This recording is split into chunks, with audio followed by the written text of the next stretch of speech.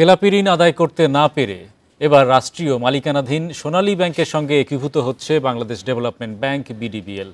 রোববার বাংলাদেশ ব্যাংকে এ বিষয়ে ব্যাংক দুইটির মধ্যে সমঝোতা চুক্তি সই হয়েছে। একীভূত হলে গ্রাহকদের আমানতের কোনো ক্ষতি হবে না বলে জানানো হয় অনুষ্ঠানে। এতে সভাপতিত্ব করেন বাংলাদেশ ব্যাংকের গভর্নর আব্দুর রউফ তালুকদার। এলো বেক্সিমকো বন্ড 15% মুনাফায় সর্বোচ্চ হারে সবার উপরে।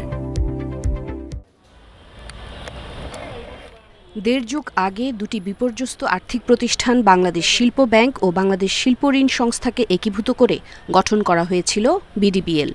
কার্যক্রম শুরুর দেড় দশক শেষে গেল ডিসেম্বরে প্রতিষ্ঠানটির বিতরণকৃত ঋণের পরিমাণ ২,৩১৩ কোটি টাকা, যার মধ্যে ৯৮২ কোটি টাকা বা ৪২% খেলাপি।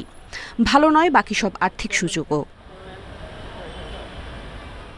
ধুঁকতে থাকা সেই বিডিবিএল এবার একীভূত হচ্ছে দেশের সবচেয়ে বড় বাণিজ্যিক ব্যাংক সোনালীর সঙ্গে। বিডিবিএল এর যে অভিজ্ঞতা সেটা হচ্ছে লঙ্গার এন্ডে শিল্প ব্যাংক এবং শিল্পায়নে এগুলো কাজ করে।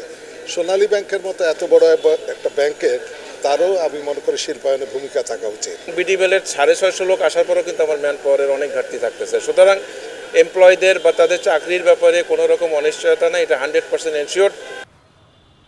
গেল মার্চে বেসরকারি খাতের পদ্মা ও এক্সিম ব্যাংকের একীভূতকরণের চুক্তির পরই একই উদ্যোগ শুরু করে সোনালী আর বিডিবিএল। এরপর এপ্রিলে দুই ব্যাংকের পরিচালনা পর্ষদ এ সংক্রান্ত প্রস্তাবে অনুমোদন দিলে একীভূতকরণের কার্যক্রম শুরু হয়। চুক্তি শেষে দুই ব্যাংকের ঊর্ধ্বতন কর্মকর্তারা জানান, একীভূত হলেও বিডিবিএল এর কোনো কর্মী চাকরি হারাবেন না। এটা কি সম্ভব যে 6 মাসে আমি 34 থেকে 5 বা 10 বা 15তে আসবো? এটা একটা সরকারের সিদ্ধান্ত, বোথ আর স্টেট ওন্ড ব্যাংক। আমি যদি এখন মার্জ না হই তাহলে কিন্তু ফোর্সড মার্জারে আমাকে যেতে হবে এই আর্লি নেক্সট ইয়ার। গেল এপ্রিলে কৃষি ব্যাংকের সাথে রাজশাহী কৃষি উন্নয়ন ব্যাংক একীভূত করার সিদ্ধান্ত হয়।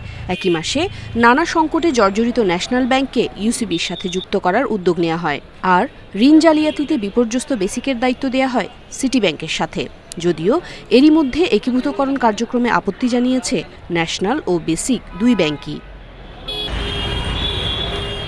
উমন হারাজমি, ইন্ডিপেন্ডেন্ট নিউজ, ঢাকা।